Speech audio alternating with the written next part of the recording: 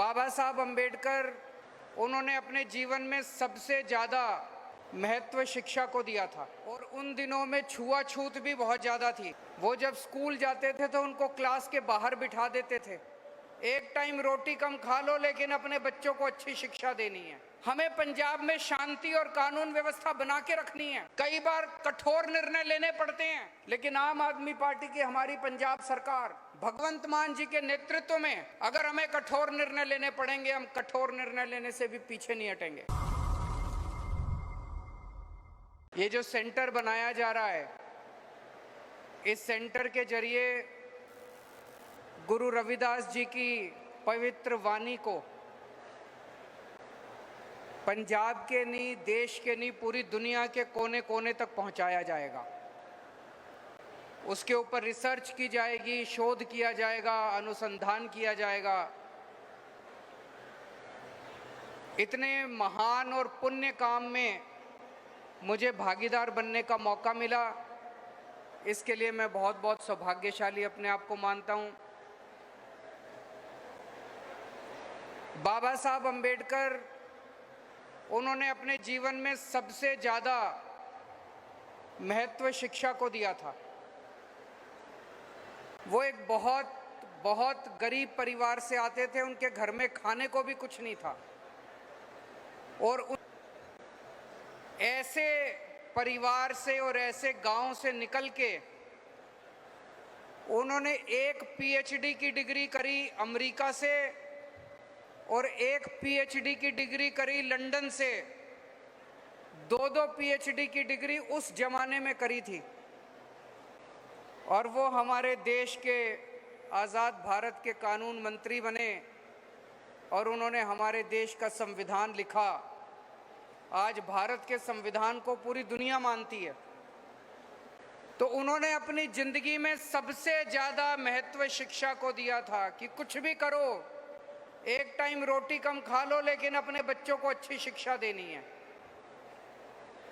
आज तक कितनी सरकारें आई हमारे देश के अंदर, हमारी तो नई नई पार्टी अभी अभी आई है। हमारे पहले कितनी सरकारें आई, किसी सरकार ने आपके बच्चों को अच्छी शिक्षा देने का काम नहीं किया। किसी सरकार ने स्कूल बनाने का काम नहीं किया। नाम के वास्ते सरकारी स्कूल बना दिए। इतना बुरा हाल है सरकारी स्कूलों का, इतना बुरा हाल है सरकारी स्कूलों का। एक गरीब आदमी को, एससी समाज के लोगों को, दलित समाज के लोगों को अपनी मजबूरी में अपने बच्चों को सरकारी स्कूल में भेजना पड़ता है क्योंकि पैसे नहीं है, घर में पैसे नहीं है, इसलिए बच्चों को सरकारी स्कूल में भेजना पड़ता है। दिल्ली के अंदर हमने सारे सरकारी स्कूल शानदार बना दिए, प्राइवेट स्कूलों से भी अच्छे कर दिए। अब दिल्ली के हमारे सरकारी स्कूलों के बच्चे डॉक्टर बन रहे हैं, इंजीनियर बन रहे हैं, वकील बन रहे हैं। सरकारी स्कूलों के दलितों के बच्चे, एससी समाज के बच्चे, उनको कई कई लाख रुपए महीने की तनख्वाह मिलनी चालू हो गई है। मुझे बेहद खुशी है कि मान साहब ने भी, भगवंत मान साहब ने भी पंजाब के अंदर सरकारी स्कूलों का कायाकल्प करने का काम शुरू कर दिया है। पंजाब थोड़ा बड़ा राज्य है, थोड़ा सा टाइम लगेगा, लेकिन मुझे लगता है अगले 5 साल के अंदर हम पंजाब के सारे सरकारी स्कूलों का कायाकल्प कर देंगे। आज मैं बड़े विश्वास के साथ कह सकता हूं, आपके सबके बच्चों को अच्छी शिक्षा देने की जिम्मेदारी हमारी है। आपके सबके बच्चों को अच्छा रोजगार देने की जिम्मेदारी हमारी है। ये बात मैं, अभी तो कोई चुनाव नहीं है, कुछ नहीं है, आपके बीच में आके कह रहा हूं क्योंकि हमारी पार्टी आम लोगों की पार्टी है। हम आम लोग हैं, आम जनता से निकल के आए हैं, आम आदमी का दर्द समझते हैं। हमें राजनीति करनी नहीं आती, हमें गंदी पॉलिटिक्स करनी, भ्रष्टाचार करना नहीं आता। दिल्ली के अंदर जैसे हमने सारे सरकारी स्कूल 5 साल में शानदार बना दिए, पंजाब के अंदर भी अगले 5 साल के अंदर सारे सरकारी स्कूल शानदार बनाएंगे, आपके एक एक बच्चे को अच्छी शिक्षा दिलवाएंगे। ऐसे ही सरकारी अस्पताल हैं, सरकारी अस्पतालों का बहुत बुरा हाल है। बीमार हो जाए तो कौन जाता है सरकारी अस्पताल में? गरीब आदमी जाता है। गरीब आदमी के पास पैसे नहीं है, वो प्राइवेट अस्पताल में इलाज नहीं करा सकता, वो प्राइवेट बड़े बड़े अस्पतालों में पैसा नहीं खर्च कर सकता, बहुत महंगा हो गया इलाज। इसलिए बेचारा गरीब आदमी सरकारी अस्पताल में जाता है। सरकारी अस्पतालों की बिल्डिंग टूटी पड़ी है, मशीनें काम नहीं करती, दवाइयाँ नहीं मिलती, टेस्ट नहीं होते, डॉक्टर नहीं आते। दिल्ली के सारे सरकारी अस्पतालों को शानदार बना दिया। दिल्ली के सारे सरकारी अस्पताल एयर कंडीशनड बना दिए। सरकारी अस्पताल बड़े बड़े प्राइवेट अस्पतालों से ज़्यादा अच्छे हैं। सारी दवाइयाँ मुफ्त मिलती हैं, सारे टेस्ट मुफ्त होते हैं, सारी मशीनें काम करती हैं, डॉक्टर टाइम पे आते हैं, इलाज अच्छा होता है। पंजाब के सरकारी अस्पतालों को भी ठीक करने का काम मान साहब ने चालू कर दिया है। मान साहब 24 घंटे रात दिन मेहनत कर रहे हैं, मैं जानता हूं। और हमारे जो सेहत मंत्री हैं डॉक्टर बलबीर, वो भी 24 घंटे इसमें लगे हुए हैं। दिल्ली में हमने गली गली में मोहल्ला क्लिनिक खोले, छोटे छोटे मोहल्ला क्लिनिक। आपको खांसी, बुखार, जुकाम, छोटी छोटी बीमारियां हो, आप मोहल्ला क्लिनिक में अपने गांव में, अपने पिंड में, अपने मोहल्ले में जाके वहां से इलाज करा सकते हैं। वहां सारी दवाइयां मुफ्त होती हैं, सारा इलाज मुफ्त होता है। मैंने 5 साल में दिल्ली में 550 मोहल्ला क्लिनिक खोले। पंजाब में मान साहब ने 1 साल में 550 मोहल्ला क्लिनिक खोल दिया। तो जो काम हमने दिल्ली में किया उससे 10 गुना स्पीड से काम अभी पंजाब के अंदर हो रहा है। अब हर पिंड के अंदर मोहल्ला क्लिनिक खोलेंगे, गली गली, मोहल्ले मोहल्ले के अंदर मोहल्ला क्लिनिक खोलेंगे। आपको और आपके पूरे परिवार का इलाज बिल्कुल मुफ्त होगा, आपको चिंता करने की जरूरत नहीं है। पंजाब में आप लोगों ने एक ईमानदार सरकार बनाई है। ऊपर वाले की कृपा से यही एक मौका है जब हम सब मिलकर एक रंगला पंजाब बना सकते हैं। ईमानदार सरकार है, हम पैसे चोरी नहीं करते, पैसे डाका नहीं डालते। जितना पैसा टैक्स में आता है सारा पैसा आपके ऊपर खर्च करते हैं। यही मौका है। 3 करोड़ पंजाबी मिलके पंजाब सरकार के साथ इस बार हम सारे मिलके एक रंगला पंजाब बना सकते हैं।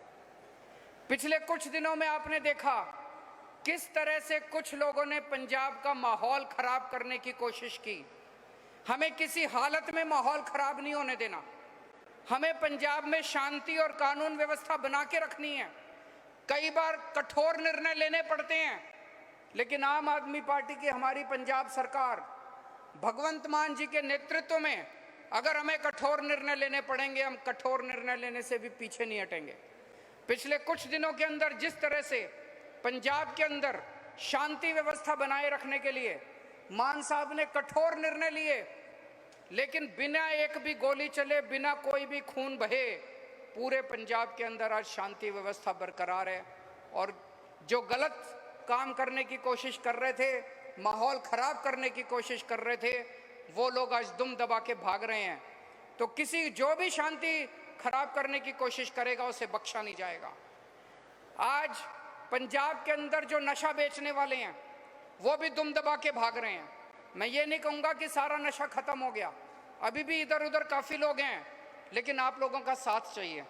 जब 3 करोड़ पंजाब के लोग मिलकर सरकार का साथ देंगे, किसी की हिम्मत नहीं होगी कि पंजाब के अंदर नशा बेच सके।